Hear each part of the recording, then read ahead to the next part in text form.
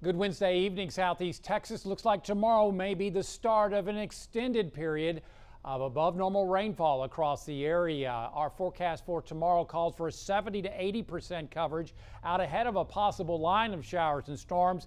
It's going to be hot and humid, no doubt about that. There is a marginal risk of severe weather across Southeast Texas tomorrow. If anything does materialize, it's a low chance it would be wind damage.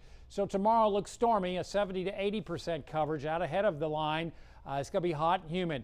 Then an extended period above normal rainfall and near to slightly below normal high temperatures expected every day next week. Now we're going to have to address the potential for higher amounts of rainfall coming up on Saturday and Sunday. Friday is a low confidence day. We're unsure whether or not this will wring out the atmosphere and use up all the energy in it coming up late day Thursday. So Friday may not have much, but at this point, because of the uncertainty, I'll go with a 50% coverage. But again, that is the lowest probability or lowest confidence day.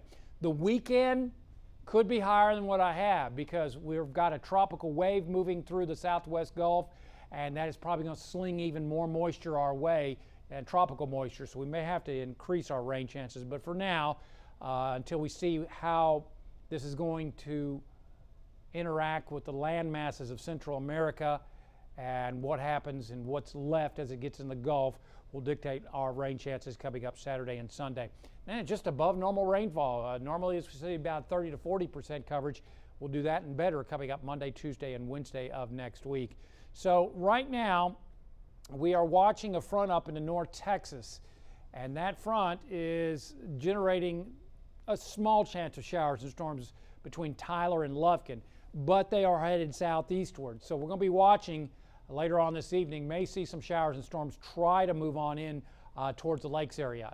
Probably won't make it towards the triangle, but I'll go with 30% coverage for the lakes area. So as I said, we're watching this tropical wave in Central America nearing the coast of Belize, disorganized shower and thunderstorm activity. So how's this going to play out as it moves across quite a bit of land on into the southwest Gulf of Mexico? Will we have anything left?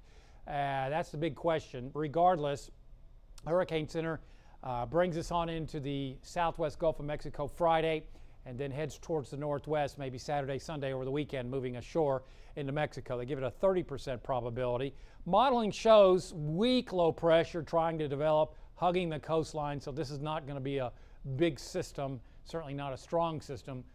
Now, there are still some chances that this could move further north or south, but that would be good news for us as far as the rainfall, because a lot of tropical moisture is going to be slung into our area off the Gulf of Mexico as we head towards Sunday. So again, may have to raise chances on Sunday.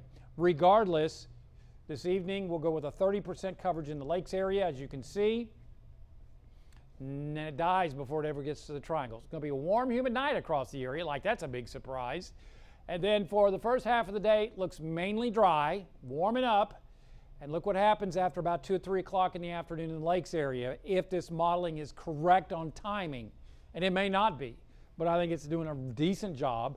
Then we get the potential for a line after 5 p.m. to develop and drive on in towards the triangle with a 70 to 80% coverage of showers and storms.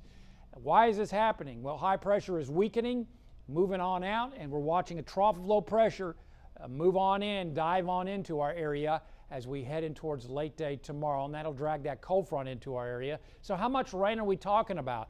1 to 2 inches is a pretty good bet coming up tomorrow, and it could be as much as 3+ inches in some isolated totals.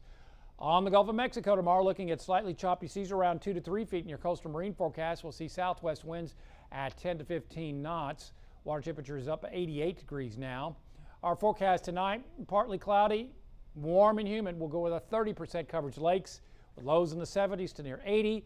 Then tomorrow, a 70% coverage in the triangle, probably after about 4 or 5 o'clock in the afternoon. In the lakes, could be as early as 2 to 3 o'clock in the afternoon.